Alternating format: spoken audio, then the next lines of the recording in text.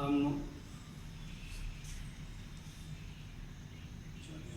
हम मीटर सेतु हम मीटर सेतु पढ़ रहे थे, जिसका चित्र बोर्ड पर बना हुआ है। और हमने देखा था मीटर सेतु व्हीट स्टोन सेतु के सिद्धांत पर ही काम करता है, उसी पर आधारित है। इस बात को और बेहतर समझने के लिए मैंने व्हीट स्टोन सेतु का चित्र बनाया हुआ है। इसमें PQ RS की 4 प्रचुर भुजाएं हैं, जिन्हें चतुर्भुज की 4 भुजाओं से प्रदर्शित करा है। AB और BC संलग्न भुजाएं कहलाती, एडजेसेंट साइड्स कहलाती। R और S ये भी संलग्न भुजाएं कहलाती, एडजेसेंट साइड्स कहलाती, क्योंकि ये जुड़ी है, यहाँ संलग्न है। P और Q B बिंदु पर संलग्न जुड़ी है, इसलिए ये दोनों संलग्न भुजाएं हैं। और R और S D बिंदु पर संलग्न जुड़ी है, इसलिए ये भी संलग्न भुजाएं। लेकिन ABC और ADC ये संयुग्मी भुजाएं कहलाती, संयुग्मी भुजाएं। ABC और ADC ये दोनों परस्पर संयुग्मी भुजाएं कहलाती हैं, कॉन्जुगेट आर्म्स कहलाती। और बीजी सेतु है, ये ABC और ADC संयुग्मी भुजाओं के ऊपर रखा है, इसलिए सेतु है। और ऊपर मीटर ब्रिज का चित्र बनाया हुआ, रेखा चित्र बनाया हुआ है। इसमें AC मीटर सेतु का 1 मीटर लंबा तार है। इसमें कैपिटल ए स्मॉल ए तांबे की पट्टी है, L शेप की। स्मॉल बी स्मॉल सी ये भी तांबे की पट्टी है। और DC ये भी L शेप की तांबे की पट्टी है। हमने पढ़ा था कि चित्रानुसार व्यवस्था बनाएंगे, जिसमें AB जो गैप है, इसमें अज्ञात प्रचुर X लगाया हमने। दूसरे CD गैप में ज्ञात प्रचुर Y लगाया हुआ है। B से हमने एक धारामापी जोड़ा है, और धारामापी से संयोजी तार का सिरा हमने एक जौकी पर जोड़ा है। अब जौकी को हम A बिंदु से C बिंदु की ओर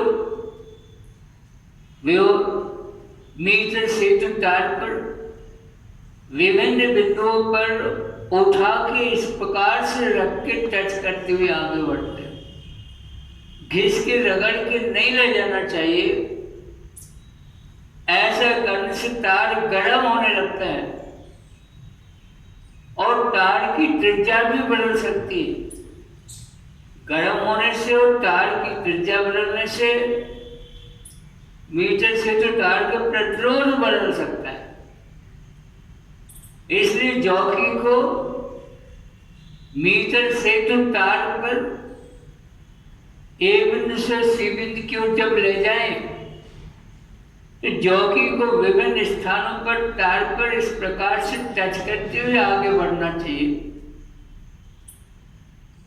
मान लो D बिंदु तक पहुंचते हैं हम,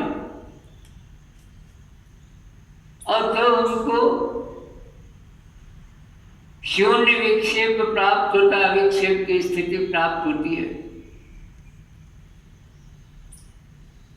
हमने पिछले टर्म पर पढ़ा था B और A और C बिंदुओं के बीच में एक सैल भी जोड़ते हैं और एक कुंजी भी जोड़ देते हैं। कुंजी को जोड़ने पर परिपथ में विद्युत धारा आई प्रवाहित होने लगती है।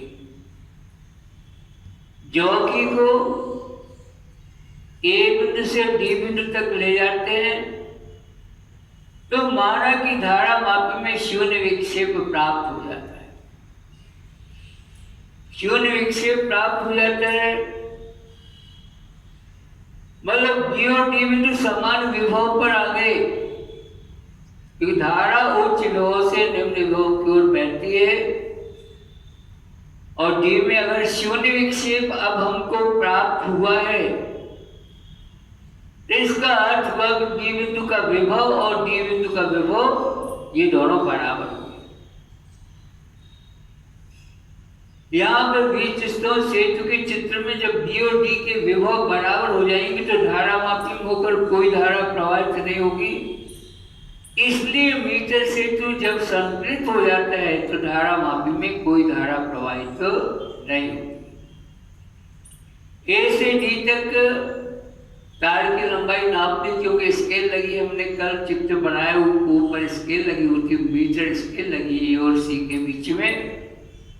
उस स्केल पर ए से डी तक की दूरी हम अंकित कर लेंगे, माना कि L सेंटीमीटर है तो जो शेष दूरी बचेगी डी से सी तक ये स्वाभाविक 100 माइनस L सेंटीमीटर होगी, क्योंकि मीटर सेतु का तार तो केवल 1 मीटर माने केवल 100 सेंटीमीटर का होता है। अगर एक साइड की दूरी AD बराबर L सेंटीमीटर है तो शेष दूरी D से C तक की 100 माइनस L सेंटीमीटर दूरी हो जाएगी। और हमने माना कि जो मीटर सेतु तार है इसकी प्रति एकांक लंबाई का प्रतिरोध X है। एकांक लंबाई का X प्रतिरोध है तो L लंबाई का Lx हो जाएगा। और इसी प्रकार से 100 माइनस L जो लंबाई शेष बची है इसका प्रतिरोध 100 माइनस L इंटू X हो जाएगा। अब देखें बिल्कुल इसको मिलाएं अगर व्हीटस्टोन सेतु के चित्र से, तो ए और बी के बीच में भी प्रतिरोध है। यहाँ देखें मीटर से ए और बी इसके बीच में भी प्रतिरोध है। बी और सी के बीच में क्यों प्रतिरोध है देख लीजिए, बी और सी इसके बीच में क्यों प्रतिरोध है। दूसरे साइड में बड़े हम ए और डी के बीच में आर प्रतिरोध है। ये ए और डी के बीच का प्रतिरोध इसे आर से व्यक्त कर लें जो आर बराबर Lx है। और डी से सी के बीच में डी से सी के बीच का जो S प्रतिरोध है उसको हम यहाँ पर L minus 100 minus L into X से व्यक्त करेंगे हम। इसीलिए संतुलित सेतु माने जब धारा मापी में कोई धारा ना बहे तो संतुलन में व्हीटस्टोन सेतु का सूत्र P बटे Q बराबर R बटे S ये निकल के आता है। हम इस समीकरण में मान रख देंगे, R के स्थान पर P के स्थान पर X लिख लेते हैं जो अज्ञात प्रतिरोध है। Q के स्थान पर Y लिख लेते हैं, R के स्थान पर Lx और S के स्थान पर L minus 100 minus L into X लिखे देते हैं। ऐसा करेंगे यहाँ पर लिखा हुआ है और समीकरण 1 में ये मान लिख देंगे हम तो संबंध आएगा x बटे y बराबर Lx upon 100 minus L into x. x cut भी जाएगा और y का तिरछा गुणा करेंगे तो अज्ञात प्रतिरोध का मान आएगा x बराबर Ly बटे 100 माइनस L, ये प्रतिरोध का मान आएगा। ऐसा ही पद्धति में जिसका मात्रक ओम होता है ये हमने निकाल लिया। लेकिन यहाँ क्या समस्या है, ये जो तार है इसका प्रतिरोध जरूरी कि एक समान हो, त्रिज्या बदल जाएगी तो पेट्रोल बन जाएगा, पहली बात। दूसरा, एल टाइप की जो पट्टियां हैं, इन पट्टियों के पेट्रोल दोनों साइड बराबर हो, ये भी आवश्यक नहीं है। ये जो दोनों बातें हैं, इनको दूर करने के लिए हम एक काम करते हैं कि अगर कार का पेट्रोल एक समान ना हुआ या त्रिज्या एक समान ना हुई, तो पहला प्रयास हमको करना चाहिए, ये जो जॉकी है, जॉकी के लिए डी बिंदु मान वह बिंदु जिस पर धारा मापी में शून्य विक्षेप प्राप्त हो जाए, ये बिंदु ए और सी के लगभग बीच में मध्य में प्राप्त करने का प्रयास करना चाहिए। ऐसा प्रयास करना चाहिए कि डी बिंदु ए और सी के लगभग बीच में प्राप्त हो जाए। ऐसा करने से कौन सा दोष दूर हो जाएगा? मैंने कहा तार की त्रिज्या अगर एक समान नहीं है तो इसका पेट्रोल भी भिन्न भिन्न स्थानों पर भिन्न भिन्न हो सकता है। इस दोष से बचने के लिए उपाय, डी बिंदु मन वह बिंदु जो अविक्षेप की स्थिति प्रदर्शित करे, वह बिंदु ए और सी तार के लगभग मध्य में प्राप्त होना चाहिए, पहली बात। और दूसरी बात, ये पट्टियों की बात हम कर रहे थे, एल टाइप एल शेप की जो पट्टियां हैं, एक स्मॉल ए कैपिटल ए और स्मॉल डी और कैपिटल सी, ये दोनों एल शेप की एल टाइप की कामी की पट्टियां हैं। और ये माना कि इनके हमने पेट्रोल बराबर, लेकिन संभव के पेट्रोल भिन्न भिन्न भी हो सकते हैं। दोनों के पेट्रोल बराबर हो ये हमेशा संभव नहीं है। इस दोष को दूर करने के लिए एक्स और वाई की स्थिति आपस में बदल के भी रीडिंग लाना चाहिए। अभी एक्स देख लीजिए आप ए बी गैप में है और वाई सी डी गैप में है। अब इनकी स्थिति बदलेंगे, हम बदलेंगे माने वाई को हम ए बी गैप में और एक्स को हम सी डी गैप में लाएंगे। ऐसा करने के बाद फिर यही प्रयोग दोहराएंगे हम। फिर जब यही प्रयोग दोहराएंगे, अब स्थिति देख लीजिए, यही मैं बदलने का प्रयास करता हूँ।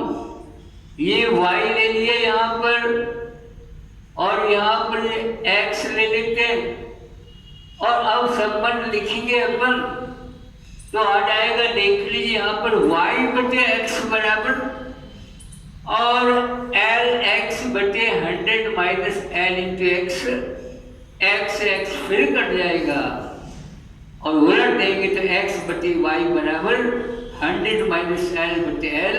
इस समय एक्स का मान निकालेंगे, अज्ञात पेट्रोल निकालेंगे। दो प्रकार से अज्ञात पेट्रोल निकाले हमने। एक समीकरण 2 के द्वारा व्यक्त है, एक समीकरण 3 के द्वारा व्यक्त है। दो बार अज्ञात पेट्रोल निकाले हमने।